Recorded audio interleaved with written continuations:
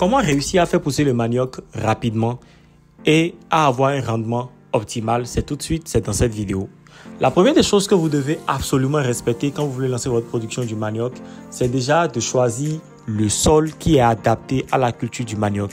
Il est important de ne pas choisir un sol qui est compact, un sol qui est trop argileux ou encore un sol qui est gorgé d'eau. Le manioc a horreur des bas-fonds, le manioc a horreur des sols qui sont compacts. Alors, après avoir choisi le sol idéal, c'est-à-dire un sol qui est riche, qui est bien drainé, qui est riche en matière organique, il est important de procéder au labour. Le labour, pourquoi? Parce qu'il permet au sol d'être meuble, il permet au sol d'être beaucoup plus aéré, surtout il permet à votre sol d'être beaucoup plus drainé et cela facilite également le développement racinaire au niveau des boutures ou au niveau de toute autre semence que vous mettrez dans le sol. Après cette étape-là, il est important de faire quoi? Il est important de procéder maintenant au choix des boutures. Vous devez procéder au choix des boutures. Et pour réussir à avoir de très bonnes boutures pour la production de manioc, qu'est-ce que vous devez faire? Vous devez choisir des boutures qui sont saines, des boutures qui sont issues d'une production saine et surtout des boutures qui ne transportent pas des maladies comme la mosaïque ou encore les nématodes. Une fois que vous récoltez ces boutures de manioc-là, vous devez maintenant procéder à la conservation des boutures de manioc. Et conserver les boutures de manioc, c'est tout aussi simple. Il vous suffit de les disposer verticalement dans le sol, c'est-à-dire dans le champ, et d'arroser le sol une fois que vous les aurez disposés. Cela empêche la pourriture et le sèchement de ces boutures-là. Vous pouvez les maintenir comme ça le temps de finir déjà les activités culturelles et surtout le temps de procéder maintenant au découpage et de les disposer comme cela se doit au niveau de votre plantation agricole. Comme vous pouvez le voir sur cette vidéo, ils sont en train de mettre en place un dispositif pour couper les boutures. Et observez très bien la manière dont ce dispositif-là est utilisé. Déjà, si vous ne connaissez pas cette machine, c'est une faucheuse. Et ils sont en train de l'adapter aux réalités du terrain. Comme on dit toujours dans le secteur agricole, c'est le terrain qui commande. Alors, ils ont allumé déjà la faucheuse et ils sont en train de couper les boutures de manioc. C'est beaucoup plus facile. Cela leur fait gagner du temps. Et cela leur permet d'aller très très vite. Voilà, observez par vous-même. La faucheuse a été allumée et le tas de boutures est juste disposé au niveau des lames. Et cela permet de couper rapidement une quantité énorme de boutures de manioc pour votre plantation. Avec cette méthode, vous avez la possibilité de faire 5 hectares, 10 hectares de manioc très très rapidement. Et cela réduit également le coût de la main-d'œuvre et cela vous permet d'avoir une marge bénéficiaire beaucoup plus énorme, beaucoup plus importante.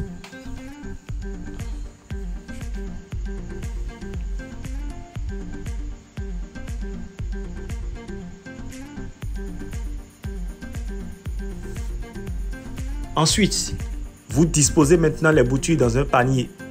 Un panier qui a été confectionné traditionnellement pour la circonstance. Vous les disposez dans le panier correctement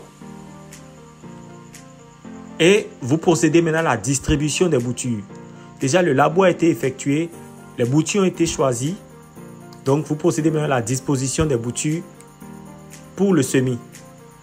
Un travail à la chaîne bien coordonné au niveau de votre exploitation agricole vous permet toujours d'avoir de très bons résultats. Et une autre équipe se chargera maintenant de planter ces boutures-là qui ont été préalablement disposées. N'oubliez surtout pas, le semis se fait quand le sol est meuble, est humide et surtout est bien drainé. C'est très important.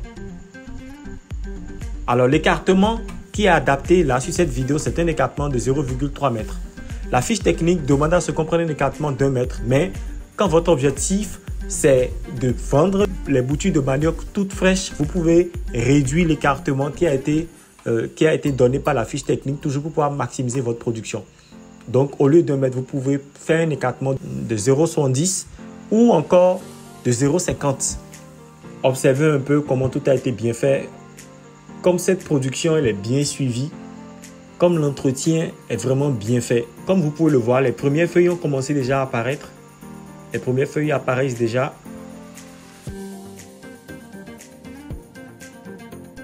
Un mois après, vous avez les feuilles qui apparaissent. Voilà.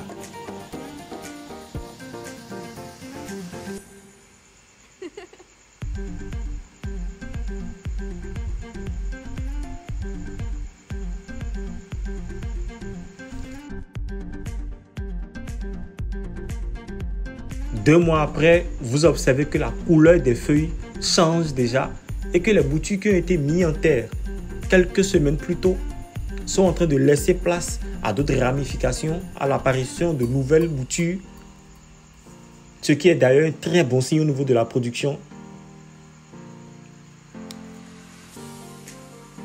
Observez un peu l'évolution de cette production-là, observez l'évolution de ce champ.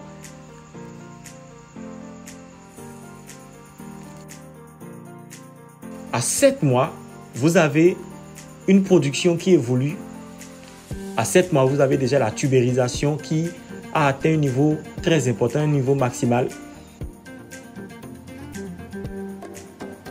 À partir du 8e mois maintenant, vous commencez avec la récolte. Mais avant de procéder à la récolte, vous procédez d'abord à la sélection de nouvelles boutures, toujours pour nouvelle production. C'est-à-dire, vous coupez les boutures aux 3/4. Vous coupez ces boutures aux 3/4. Cela vous permet de faciliter la récolte, d'avoir une récolte beaucoup plus aisée, beaucoup plus facile. Voilà.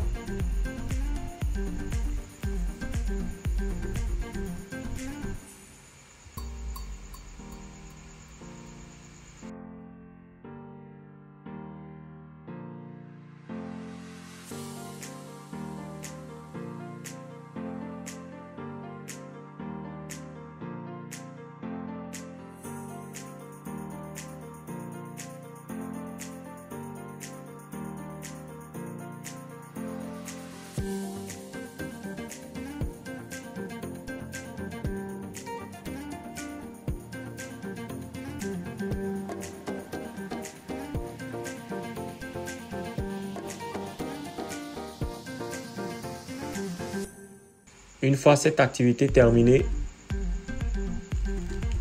les nouvelles boutures seront maintenant attachées et conservées, toujours avec la même méthode de conservation. Et la récolte peut maintenant commencer. La récolte peut maintenant commencer et observer un peu le résultat issu de cette récolte, la qualité des boutures, les ramifications qu'il y a eu. C'est la preuve que la production a été bien suivie, que la production a été bien faite.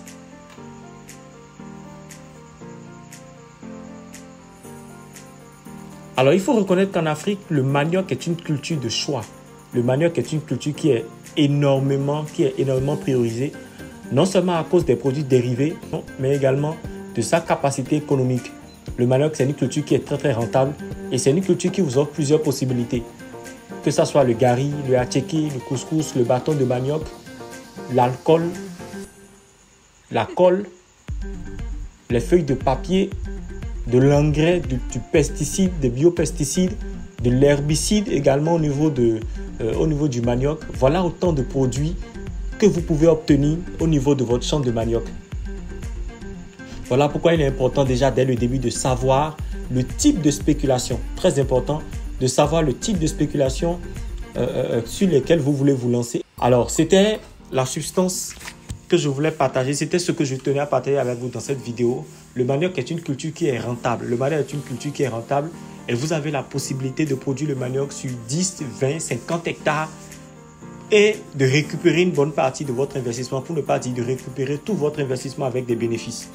Le plus important, ce n'est pas de produire. Le plus important, c'est de produire tout en respectant l'itinéraire technique de production et surtout tout en ayant des objectifs clairs, des objectifs bien fixés qui vont vous permettre de pouvoir atteindre vos résultats.